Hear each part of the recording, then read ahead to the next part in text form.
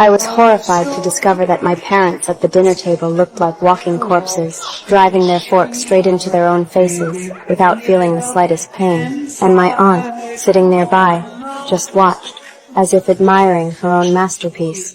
Time rewinds to a week earlier. An uninvited guest had arrived at my home, an aunt I had never met before, claiming to be sick, wanted to stay with us for a while. The next morning, out of curiosity, I secretly unlocked the guest room door. Inside, I found several wigs and a potted plant covered in thorns. My aunt was lying in bed.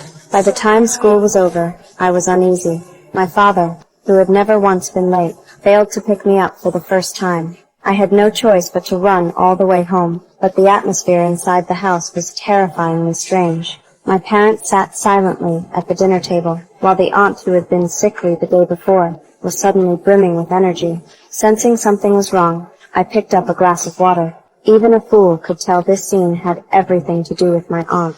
She finally stopped pretending. I saw her pull out a branch covered in thorns, stab her own palm, then wrap strands of my parents' hair around it.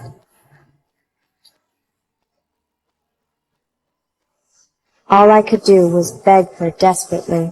The following days, I went to school as if nothing had happened. After coming home, I would open cans of food and feed my parents. But that night, a sudden scream came from upstairs. I rushed up to find my aunt collapsed on the floor, her breath weak, pleading with me. You could help. How? Well, at school, bring an object from each of your classmates home to me. The next morning, during gym class, I sneaked back into the classroom. I tore off the name tags of my classmates, stuffed them into my backpack, and after school, brought them home. I handed everything over to my aunt. She shredded the name tags into tiny pieces and tossed them into a bowl of water. At exactly 2:17 a.m., my classmates suddenly seemed possessed.